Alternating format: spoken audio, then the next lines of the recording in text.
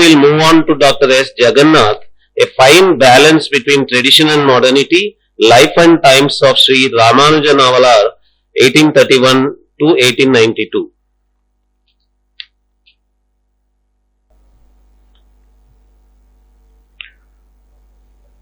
ఉల్లాసపల్లవితపాలితోత్మలోకీ నిర్వాహగోరకితనేమకటాక్షలీలాం శ్రీరంగహర్మ్యతలమంగళదీపరేకాం ஸ்ரீரங்கராஜமகிஷீம் ஸ்ரீயமாஸ்ரயாமஹ. குடதிசை முடியை வைத்து குணதிசை பாதம் நீட்டி வடதிசை பின்பு காட்டி தென்திசை இலங்கை நோக்கி கடல் நிறக் கடவுளந்தை அரவணை துயிலுமா கண்டு உடலனக் குறுகுமாலோ என் செய்கேன் உலகத்தீரே.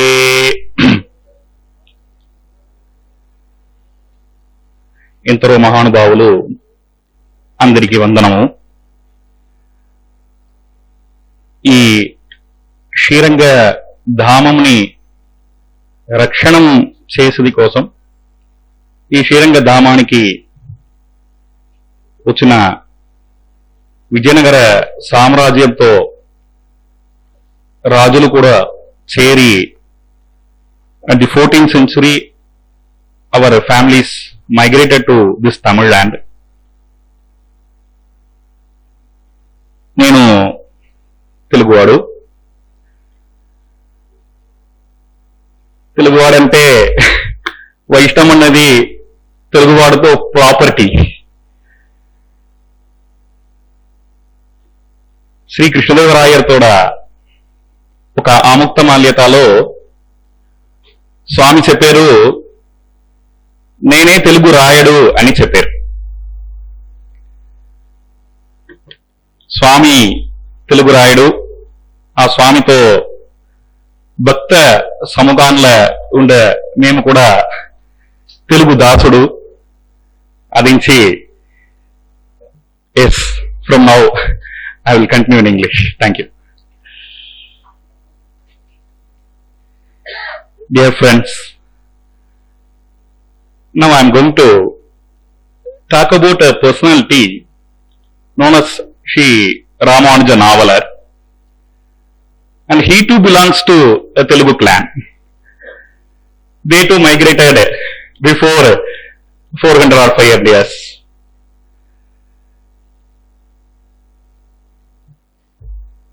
Yesterday, I was discussing with my student about the presentations of great scholars in this place, and I told I don't know whether I will do in a very good manner or not, like that. And my student, she interestingly said me, sir, when we are discussing about Ramanuja Navalar, just after hearing the name from you, I searched in Google. Even in Google, I can't find his name. But we want to talk about his contribution towards Vaishnavism. Even his name is not in Google search. But we have forgotten him. Like a forgotten empire. And nowadays we are going on talking about some unsung heroes. Like that, now I like to introduce an unsung personality, the great Ramanuja Navalar. For understanding the Ramanuja Navalar's contribution, we want to understand his how the Tamil society was in that period. So the 19th century, the history of 19th century, there was many changes happened in the political, social and religious sects, and especially there were many great reformers like Ramalinga Adigalar, Mahavidwan Meenakshi Sundaram Pillai, and a great Shaivite scholar named Arumuga Navalar. Whenever in Tamil Nadu, whenever we are talking about the word Navalar, then the name Arumuga Navalar is his name is very familiar to us. So, these persons they contributed in a great way, and we want to see Swami Ramanuja Navalar, we want to see him in their place. At 1577, the first Tamil book, Tambiran Vanakam, that is a form of Bible. It was the first printed material to the Tamil, and from that the printing technology was introduced by the peoples, and especially with this printing technology, the Christian missionaries, they started their conversion using this printing technology. And so, at that period, the great scholars like Arumuga Navalar and Sabhabadi Navalar, like that, many scholars, they started to condemn these Christian works, these missionary works, and they started to write some other books. A famous work by Arumuga Navalar was Yesu Mada Nirakaranam, like that. And many people, even from Hindus, they started to convert it, like Vedanayagam Shastri, Mayuram Vedanayagam Pillai, H.A. Krishna Pillai. These peoples, they belong to Shaivite tradition, Vaishnavite tradition, even though they had those traditions, but they too converted. So the conversion was taking a very important role in this Tamil society. At that time, these peoples started and they started to oppose these conversions. They started to react against these conversions. And for example, I want to quote one thing. Coimbatore, Vidwan Kandasamy Mudaliyar, he published a book, Tiruporur Kizhai Vidu Thudu. And it is an Shaiva text. And when he wrote this, on reacting to this book, with the financial assistance of the Christian community of Coimbatore, Veeraswamy Pillai, one of the above Catholic school teachers, also called as C. Swaminatha Pillai, writes a rebuttal book called Tirukkovai Pillai Vidu Thudu to condemn this work. And after that, denying this Christian book, one of the Coimbatore Saiva Samaji, Venkatramana Dasar publishes a book entitled, yes, like this was happening, so that I am just giving an example. So, like these works were on that times, and Ramanuja Navalar, he came at that period. So, we want to understand that there was a strong missionary work at that time, and Ramanuja Navalar, he is entering to this space, to this area in this period. And Navalar was born in 1831 in a village, Epakam. I think it's near to Tondai Mandalam, I think so. And it's near Dindivanam. Okay. His parents were Venkatramana Naidu and Alarmayal Mangayammal. He learned Sanskrit, Tamil texts from great scholars. He taught Tamil. He was Tamil teacher. Basically, he was a Tamil teacher. And at starting, he was called as Upatyaya. His name was mentioned in his books as Ramanuja Upatyaya. And after some days, the people, by knowing his scholarship, they started to call him as a Navalar. The name Navalar is denoting his greatness, his knowledge in both the Tamil, Sanskrit, and also in Telugu. He was a very great scholar in those languages. And Ramanuja Navalar, he got proper Tamil education, and he was the Sishya of Tirukovalur Emperumanar Jiyar Swami, and he learned Vaishnava religious texts, the Grantha Kalakshepam, from Sri Vanamalai Parahamsa Pattarbiranjiyar Swami. He was his Kalaksheba Acharya. And with these knowledges, he started to do the Vaishnava Prachara. And his major works were Desigan Tirupadigam, even though he belongs to Tinacharya Sampradaya sect. But he had a very good opinion about Swami Desigan, and he wrote Desigan Tirupadigam, Manavala Mamnigal Tirupadigam, Sri Yatiraja Satakam. Like these books are somewhat stotra in that form.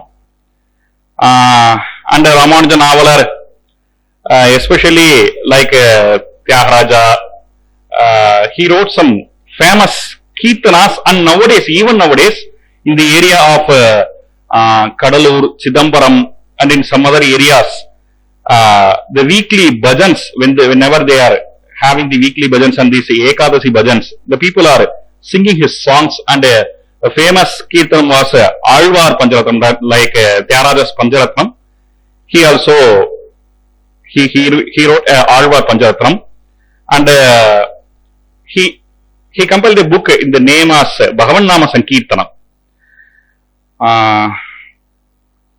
And many, especially he wrote some Sthala Puranams. The first Sthala Puranam was Tirumuttattu Puranam. Tirumuttattu Puranam is about Srimushnam Kshetra Mahatmyam, and Tiruchitrakuta Puranam. In the Tiruchitrakuta Puranam, he is talking about the Govindaraja Swami, who is inside the campus of Chidambaram Nataraja Swami temple. And especially his another one notable work was Sudarsanagiri Puranam. And the Sudarsanagiri Puranam, according to the belief of Vaishnavis, he is saying that now the famous temple Tiruvannamalai, it was once called as Sudarsanagiri, and it was a Vaishnava temple, and later it became a Shaiva temple. Like that he is proving in this book. Apart from these Sthala Puranams, he translated an important text, Sri Padmutra Puranam, into Tamil. These all texts are written in poem form. And apart from this, some post-texts, important post-texts, Sri Vaishnava Tattvam, and especially his notable work is Vairagya Suryodayam. It's having 10 parts, and in each and every part he is discussing about what is the Paramatma Tattva, what is the Jivatma Tattva, and how a Jivan should do, how he want to, in which way he can go to the Almighty's feet. Like that, these things are he is discussing. Shri Churna Vilakam, like these books he wrote, and especially Bala Samvada Vinavidai is an notable work of Ramanuja Navalar. It's in a type of question and answer about the basic learning. It will help for the basic learners of Vaishnavism. Bala Samvada Vinavidai. Nearly we can see the famous Armuha Navalars. Shaiva Vinavidai is very famous in the Tamil society. Like that, Ramanuja Navalar also wrote Bala Samvada Vinavidai, and his contribution to Vaishnavam is also should be mentioned. In the 19th century, Christian missionaries worked in spreading Christianity, and especially the so-called Hindu reform movements like Brahma Samajam and Arya Samajam emerged to counter it. But these samajas were also unknowingly influenced by Christian principles. For instance, idol worship, which is one of the fundamentals of Hindu religion, was not accepted by these reformers. Thus, this creates a situation in which the traditional Vedic followers had to give appropriate objections to this. At his time, the Arya Samajis, Brahma Samajis, they opposed some temple rituals in Tirupavadi, Puliyur, in some other temples. And Ramanuja Navalar, he went to that places, and he started debating with them, and he re-established those temple traditions. especially it is also a notable thing in Ramanuja Navalar's life. A famous Shaivite personality, Somasundara Nayakar, he wrote a book in the name of Pancharatra Mata Bedigai or Saiva Chudamani, and in that book he somewhat insulted Vaishnava deities, Alvas and Navalar for propagating Sri Vaishnavism. At the end, Navalar won the case. He filed a case against Somasundara Nayakar, and at the end Navalar won the case against Somasundara Nayakar, and finally Somasundara Nayakar paid a fine of 100 rupees as per the court order. Here is the court order. Here it is the apology letter of Somasundara Nayakar. So,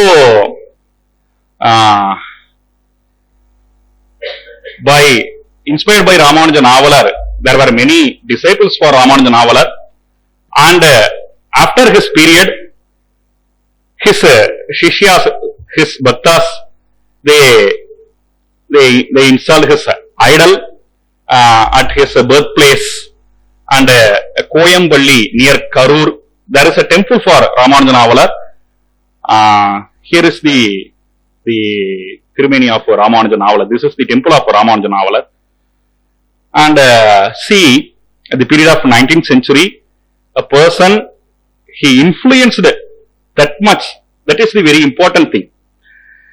And there were many famous disciples, and Adahiya Manavala Ehangi, he was very closely associated with Purushottam Naidu, who translated the Eating Tamilakam for the Chennai University.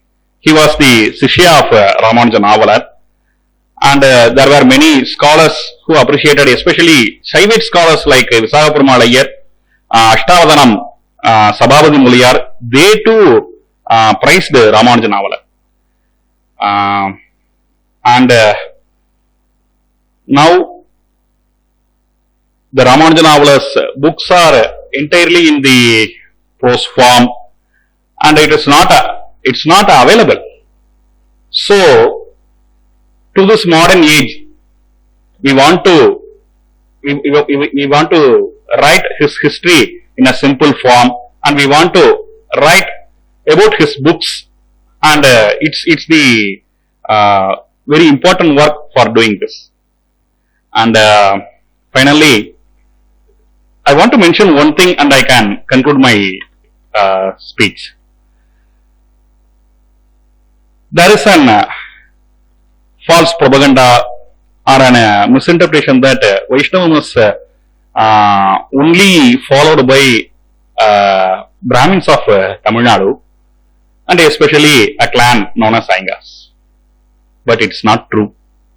There are huge numbers of non-Brahminical Vaishnavites, and they have contributed very much, but unfortunately they are not in the main row. So this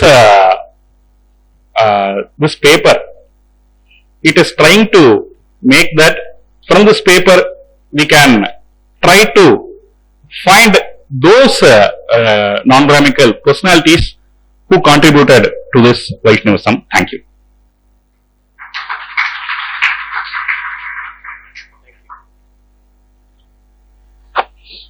Thank you, Jagannath ji.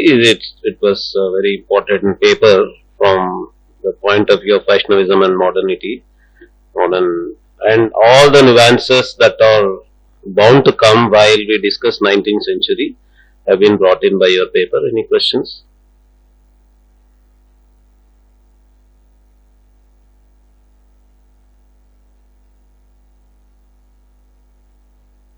I'd like to make a very quick observation, 2 points.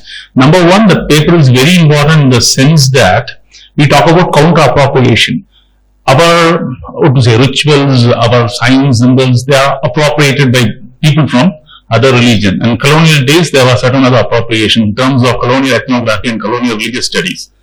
And Ramanuja Navalar is an example for counter-appropriation. He appropriated the press forms like catechism. Vinavadi is nothing but catechism. That literary form was appropriated, and he used for strengthening his own religion. And counter-appropriation is a double-edged weapon. If one is not very careful, one would turn into his own enemy. So having a very full putting on his own religion, he did it. Jagannath has beautifully brought it out in his paper. That is the first thing which I like to appreciate. The second thing is that there is this strong argument within Tamil Nadu that all these religious polemics is nothing but it has been there only among elite Brahmin circle. It is not like that. See, 150 years, 200 years back, polemics were from non-Brahmin classes. That means that they had access to texts, they had proper Gurukula style of education, and they could able to vocalize their concerns. So both Aruma Navalar or Ramanuja Navalar and even Somasundar Nayakar, all these people are, maybe they are classified as backward classes now in Tamil Nadu. It is something like that. 150, 200 years back, these were the people who were fighting through texts and all those things. So the religious history of religious practices, which is presented to us by the Marxist historians, is very, fake, and this is the actual history. So that has also been brought, and I really appreciate you for that. Thank you. Thank you very much. Abhinav, 1 minute. Abhinav wants to. Again, so there's this interesting parallel in the title of one of the works that you had mentioned. So, Vairagya Suryodayam seems to allude to the topic Sankalpa Suryodayam Vaishnavism. The response to that. So, it's an allegorical place, allegorical natakams.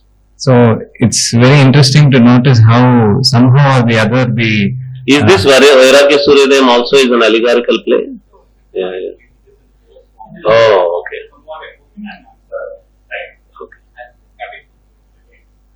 So I would like to know if there's any direct influence of Swami Deshkan's works in the works of Navalar Swami.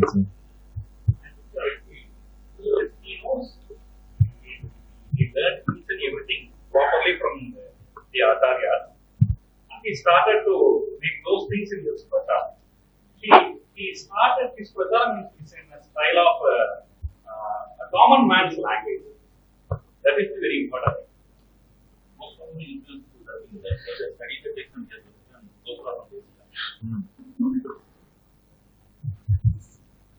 The final point that you made about the non-Brahmin Vaishnava contributions. See, the communities involved, they were not like a very lowest rung of society. These are communities like Naidus, Nayakar, etc., who were quite affluent and well off, even during the 19th century and even now.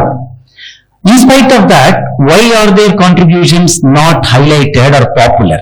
Whose fault it is? Because those communities themselves are quite good and powerful, and why are they not highlighting the Vaishnava icons? Is it because those communities went into Dravidian politics? What's your comment on that? Not they went into Dravidian politics. Dravidian politics actually is responsible for submerging this information, submerging this data into the overwhelming Dravidian politics. That is obvious. And these Dravidian politics leaders also, we have to note, were coming from the same communities. So they were not, for example, from the most marginalized or something like that. So they had access to submerge others. So they were doing that. I think we have to proceed. Please, 1 minute. Just one very quick comment or question. There was a reference to Tiruvannamalai temple being originally Vaishnava. Is there any proof for that?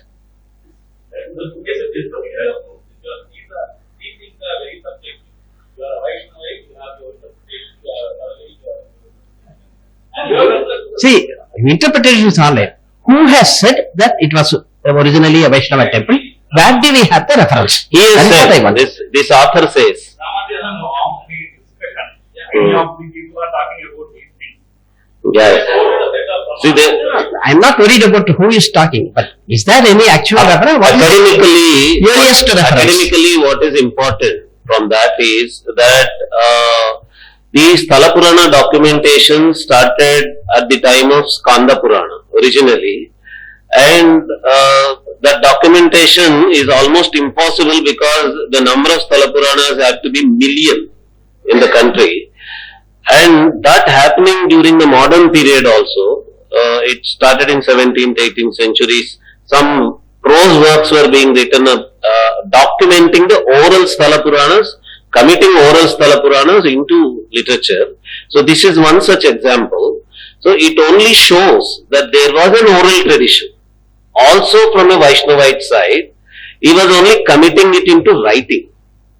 So from where he brought it, he probably documented it somewhere inside the book, from where he heard, what was his source of oral history that was having even that version of the same place. That is a different history, that's a different research, probably. Yeah, so that's a research topic, a separate research topic we can go in. That creates a very interesting perception, research scope, that the same Sthala has two kinds of Sthala Puranas. We as academicians, we don't go into these issues whether it is true or not, or a fact or not a fact. That's actually not an interesting topic. Okay, thank you. Thank you very much. Some Nayanmars or some earlier poets have mentioned this particular temple, then that is an evidence. Yeah, probably. Alvars, Nayanmars. Yeah, he has to do more research on that. Not only he, anyone else. That is exactly what I would like. Yeah, you have to do, not only he, actually inspired by him, I can also do that research. Since he made a reference to it, I asked. We can do that research.